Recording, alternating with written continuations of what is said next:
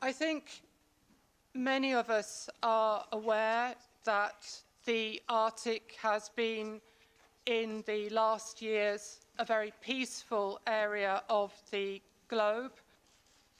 But since that time, of course, a whole raft of issues have emerged, not least amongst them climate change and all its consequences in the sense of the melting ice in the high north, which releases many resources like oil and gas to be exploited, other mineral resources, which changes the patterns of migrating fish stocks.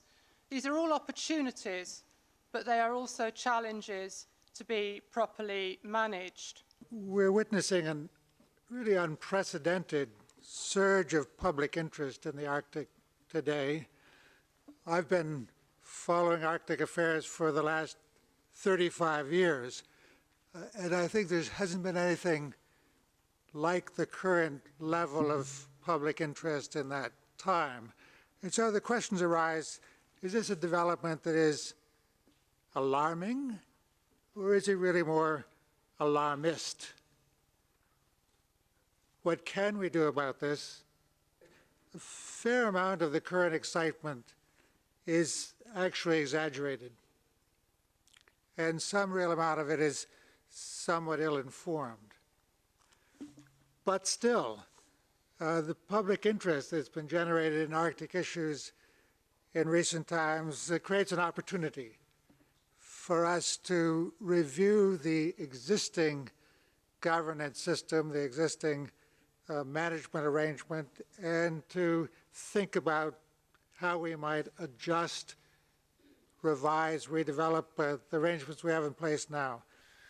The Arctic Circle is north in Norway and leaves a lot of Norway north of that circle. And we should of course not forget that most people live their lives on shore. And I think any policy will have to deal with people. And the objective of my governance policy is really to focus on high north policies in order to improve living conditions for people in the north, work, culture, education, knowledge, that whole perspective. And especially because Norway's high north focus is on the ocean, whereas Sweden and Finland, our near neighbors, have inland focus when they focus on the north. And it's bringing all this together which is fascinating. Do we need an Arctic legal order and Arctic policies?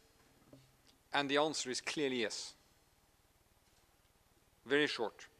We will not be able to address future challenges without a rule-based response and without concerted, effective action that builds on specific scientific data and responsible and precautionary approach. I think these are fundamental pillars of Norwegian government's policy. Knowledge-based management policies, we have long experience when it comes to fish, and also when we now deal with energy. The European Union has already made significant steps in all areas relevant to the Arctic. The European Union plays an outstanding role in global efforts with wide impact in the Arctic. The European Community is party to all conventions and protocols of fundamental importance for the Arctic. Some of them have been mentioned today. It actively promotes the implementations of obligations under them. And many of these obligations have been transposed into community law. The lack of systematic data about environmental issues in the Arctic, which still remains a major challenge for us and for everybody else who wants to assess the Arctic issues, in our case, in order to bring it into the development of European environmental policies to make those more robust, to trace the ecological footprint of Europe outside the Arctic, outside Europe and ensure that the Arctic is taken into consideration when policies are made. That is the main reasons behind our long-standing engagement in the Arctic. For us, it's so important that you, the EU, that you join us, that in international cooperation on Arctic issues. Admittedly, we who are the Arctic peoples sometimes worry that the increasing awareness of the Arctic region does not always correspond with a factual understanding and respect for the terms of living in the Arctic. As an example, Greenland is quite worried of the control and trade ban initiative taken by the Commission on sealing and whaling. We in Greenland consider sustainable sealing and whaling as an exercise of our traditional and cultural rights, and we do appeal to the EU and the international community to stand by its own standards and respect our right to sustainable sealing and whaling. Finland has been actively involved in promoting Arctic cooperation from the very start. The first steps towards environmental cooperation in the Arctic were taken already towards the end of the Cold War.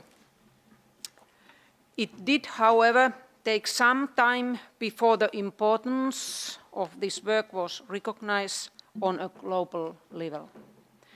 Today, as you all well know, the Arctic is one of the major issues in the global debate on climate change. We have heard it here many times. So the Arctic 100 years ago took 3 years for a drift. The Arctic today takes only 1 year for a drift. And I want to develop this theme. The Arctic is not only changing, but it's changing fast. And where we thought maybe something would happen in 3 years, now it only happens in 1 year.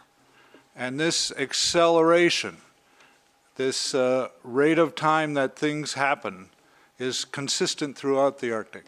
And I submit that it extends to everything else we do in terms of planning and governance as well. If we think we have 3 years until some event in the Arctic, we're going to be surprised, and it's going to happen in only a year.